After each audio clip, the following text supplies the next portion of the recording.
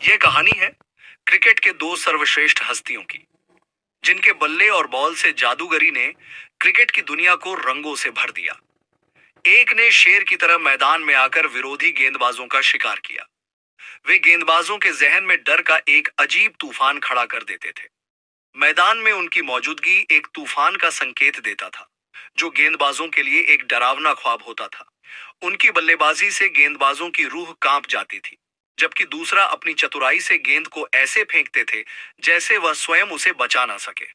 उनकी गेंद में इतनी रफ्तार होती थी कि उनकी बॉल की आवाज हवा में सुनाई देता था और विरोधी बल्लेबाज के मन में डर और घबराहट भर जाता था। उनकी गेंद विशेष प्रकार से हवा में लहराती थी, जैसे वह गेंद हवा को चीरते हुए बल्लेबाजों के छाती में घुस जाती थी।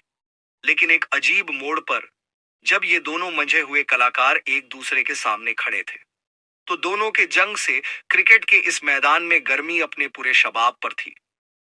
दोनों के लिए यह सिर्फ एक मैच नहीं था, बल्कि यह एक जंग थी, जहां हार जीत से ज्यादा बात वर्चस्व की थी।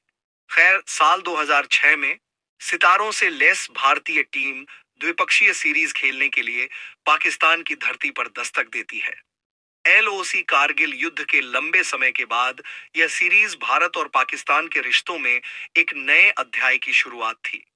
इस सीरीज में भारत को 5 वनडे और 3 टेस्ट मैच खेलनी थी, और सीरीज का पहला टेस्ट 13 जनवरी, दिन शुक्रवार, गद्दाफी स्टेडियम लाहौर में प्रारंभ होता है।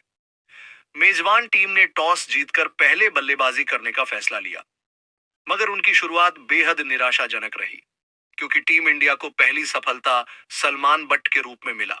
लेकिन इसके बाद मैच में ऐसी घटना घटी जो भारतीय टीम के लिए किसी बुरे ख्वाब से कम नहीं था, क्योंकि मोहम्मद यूसुफ और यूनिस खान दोनों ने क्रीज को परखने के बाद इंडियन गेंदबाजों को बुरी तरह धाराशाही कर दिया। 319 रन की अविश्वसनीय साझेदारी ने भारतीय गेंदबाजों को निराश कर दिया। यूनुस खान ने 199 और मोहम्मद यूसुफ ने 173 रन की अद्भुत पारी खेली, जिसने पाक टीम को एक मजबूत स्थिति तक पहुंचा दिया। इसके बाद अफरीदी और कामरान अकमल ने इस टेस्ट मैच को 2020 फॉर्मेट में खेलते हुए पारी को एक नई दिशा दी। दोनों ने इंडियन गेंदबाज की बुरी तरह धज्जियां उड़ा दी। इसके अलावा हरभजन सिंह के खिलाफ शाहिद अफरीदी ने बेतहाशा बल्लेबाजी करी और 4 गेंदों में 4 छक्के जड़ दिए। अफरीदी के 27 रन की तूफानी पारी ने पूरे भारतीय टीम को हिलाकर रख दिया। अफरीदी ने 103 रनों की जबरदस्त पारी खेली, जबकि अकमल ने 102 रनों की बेहतरीन पारी खेली। आखिरकार पाकिस्तान ने अपनी पहली पारी 679 रन पर घोषित कर दी, जबकि टीम इंडिया के लिए राहुल द्रविड़ और वीरेंद्र सहवाग ने पारी की शुरुआत की।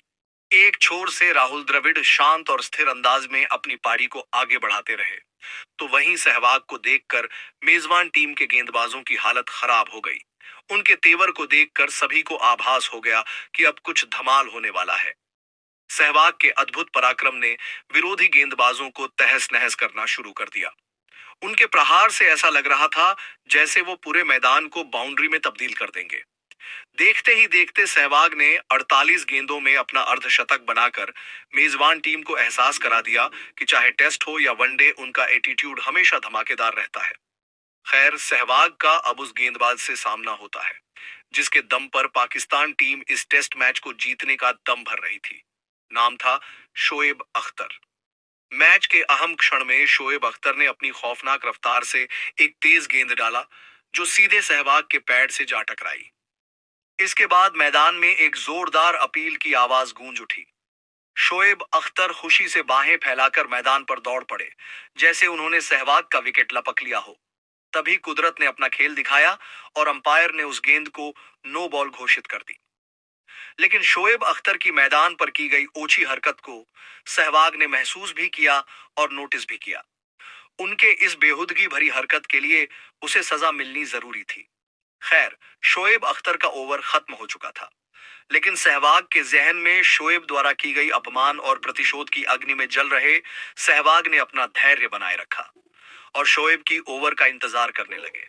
आज किस्मत भी सहवाग का साथ दे रहा था, क्योंकि एक बार फिर शोएब अख्तर सहवाग के सामने खड़े थे। और इंडिया के इस सुपरस्टार ने दुनिया के महानतम और पाकिस्तान का गुरूर कहा जाने वाले गेंदबाज के खिलाफ सहवाग ने अपना जौहर दिखाना प्रारंभ कर दिया। शोएब की पहली गेंद को सहवाग ने पॉइंट की दिशा में चौके के लिए लॉन्च कर दिया और यहीं से शुरू होता है भारत के उभरते सुपरस्टार बल्लेबाज और विश्व के सर्वश्रेष्ठ गेंदबाज के मध्य वर्चस्व की एक जंग। इस मैच में शोएब अख्तर की आउट स्विंग, इन स्विंग और यॉर्कर गेंदों को सहवाग ने शॉट्स के शानदार खेल से चीर डाला।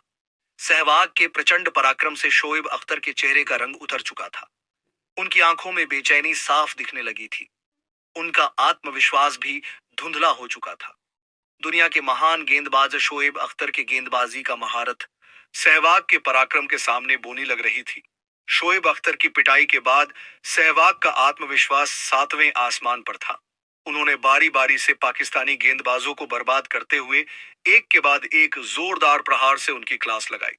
खैर, दानिश कनेरिया को सहवाग ने लॉन्ग ऑन ऑफ की दिशा में एक चौका लगाकर जब उन्होंने अपना शतक पूरा किया तो संपूर्ण हिंदुस्तान ने इस सितारे के सम्मान में खड़े होकर तालियों से उनका स्वागत किया।